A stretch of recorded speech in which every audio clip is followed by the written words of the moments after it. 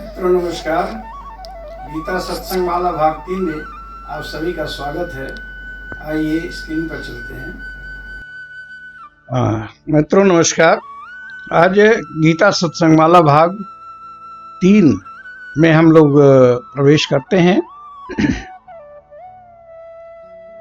असत की व्याख्या करते हुए योगेश्वर श्री कृष्ण महाराज कहते हैं, अंतवंत इमे देहा नित्यस्योक्ता शरीरिणः। इस आत्मा के ये तमाम देह अंतवंत अर्थात अनित्य हैं। यहाँ देह के लिए बहुवचन देहा आया है, क्योंकि शरीर तो कई हैं, पर इनमें स्थित शरीरी यानी आत्मा एक ही है, इसलिए शरीरिणः एक वचन आया है। इसी शरीरी के लिए नित्य शब्द आया है और उसके लिए विशेषण अनाशिनो अप्रमेयस्य भी आया है। देखिए, अनाशिनो अप्रमेयस्य तस्मात् युध्यस्व भारत।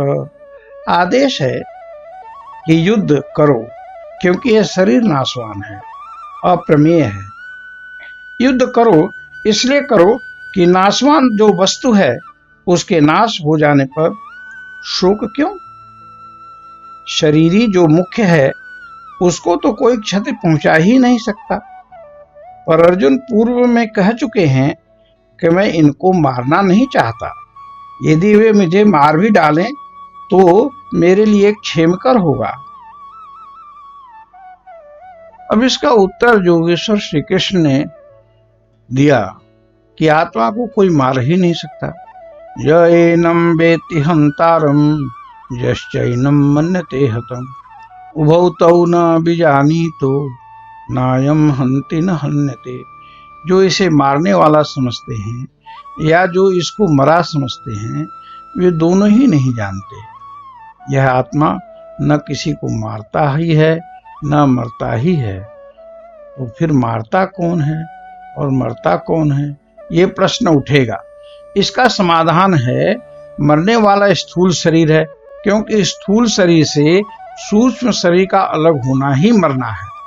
इसी तरह से मन बुद्धि के द्वारा जिस स्थूल शरीर से किसी दूसरे शरीर के प्राणों का वियोग होता है उसे मारने वाला कहते हैं।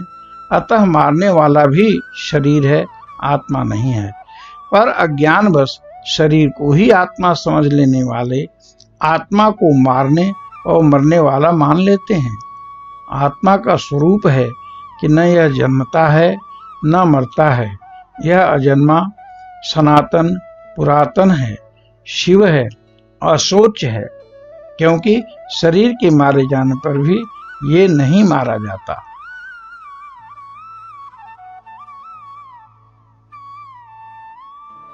योगेश्वर ने ऊपर बताया कि आत्मा नित्य है, अशोच है, पर जब ये आत्मा एक शरीर छोड़ दूसरे को ग्रहण करता है तो उसे अत्यंत कष्ट होता है। अतः उसके लिए शोक करना कैसे अनुचित है। इस पर योगेश्वर कहते हैं, गीता के दूसरे अध्याय के 22वां श्लोक है, वासांसि जीर्णानि यथा विहाय नवानि गृह्णाति नरोपराणि तथा शरीराणि विहाय जीर्णानि अन्यानि संजाति नवानि देहि।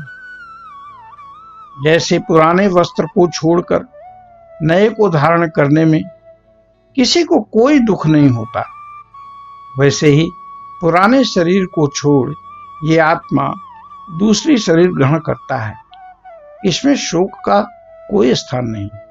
यहाँ पुरानी शरीर कहने से मतलब 100 साल पुराना शरीर से ही मतलब नहीं है, कुछ दिनों का भी तो पुराना ही हो गया, उतने दिन का पुराना हो गया। 2/22 में वाशांश शरीराणि कहा है जो बहुवचन है, पर आत्मा तो एक समय में एक ही शरीर छोड़ेगा। ऐसा भगवान ने इसलिए कहा कि आत्मा अब तक न जाने कितने शरीर छोड़ चुका और कितने ग्रहण कर चुका, इसलिए बहुवचन आया है। यहाँ एक प्रश्न और खड़ा हो गया, कि अब आत्मा न कहीं जाती है न आती है। तो यहाँ जो कह रहे हैं कि एक शरीर छोड़ दूसरे में गमन करती है, ठीक नहीं लगता। इस पर कहते हैं कि ठीक बात, आत्मा आती जाती नहीं है, बात ठीक है, पर जैसे एक घट एक स्थान से दूसरे स्थान पर जाता है तो घटाकाश पहले स्थान से दूसरे में जाता प्रतीत होता है, ऐसे ही आत्मा को समझें। 22वें श्लोक में नरह और देही आया है।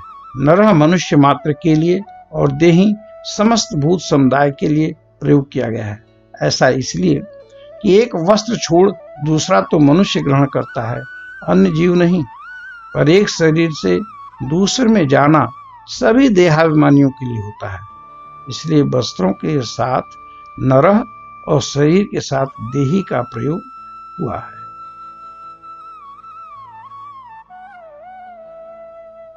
आगे योगेश्वर कहते हैं, इस आत्मा को शस्त्र काट नहीं सकते, जल गीला नहीं कर सकता, अग्नि जला नहीं सकता और वायु सुखा नहीं सकता।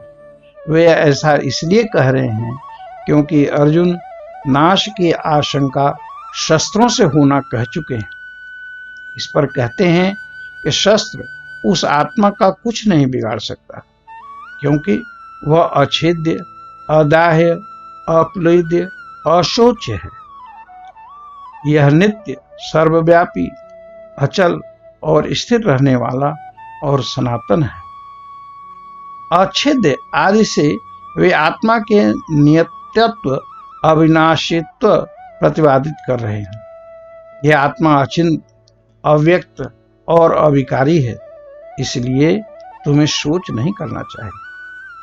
आत्मा को अविनाशी कहने के बाद वे कहते हैं, यदि तुम इसे जन्मने और मरने वाला भी समझते हो तो भी चिंता नहीं करनी चाहिए, क्योंकि जन्मने वाले की मृत्यु निश्चित है और मरने वाले का जन्म भी निश्चित है। भाव यह है कि कैसे भी सोचो, मृत्यु आदि के लिए चिंता नहीं करनी चाहिए। जो धर्म है वह है तुम्हारी ड्यूटी, उसे तुम पूरा करो। ऊपर भगवान ने कहा कि आत्मा अमर है, और यदि इसे जन्मने मारने वाला मानते हैं तो भी सोच नहीं करना चाहिए, और वो भी मनुष्य शरीर का उद्देश्य कर चिंतित नहीं होना चाहिए, क्योंकि शरीर पहले नहीं था, बाद में भी नहीं रहेगा, बीच में ही प्रकट है। ऐसी स्थिति में सोच क्यों? अंत में योगेश्वर कहते हैं, देहि नित्यम अवध्योयम देहे सर्वस्य भारत तस्मात् सर्वाणि भूतानि न तुम शोचितुमर्हसि। जब सभी के शरीर में स्थित यह आत्मा अवध्य है तो सोचने योग्य नहीं है। यहाँ तक सांख्य योग के द्वारा आत्मा को मरने वाला नहीं है कहकर अब व्यवहार में भी तुमको युद्ध ही करना उचित है, ऐसा समझाते हैं। मित्रों, सत्संग माला का भाग 3 यही समाप्त होता है। आपको कोई डाउट हो तो कमेंट बॉक्स में अवश्य लिखें, हम लोग इसका उत्तर अवश्य जल्दी ही देंगे। जल्दी ही अगले भाग के लिए आपके सामने प्रस्तुत होंगे।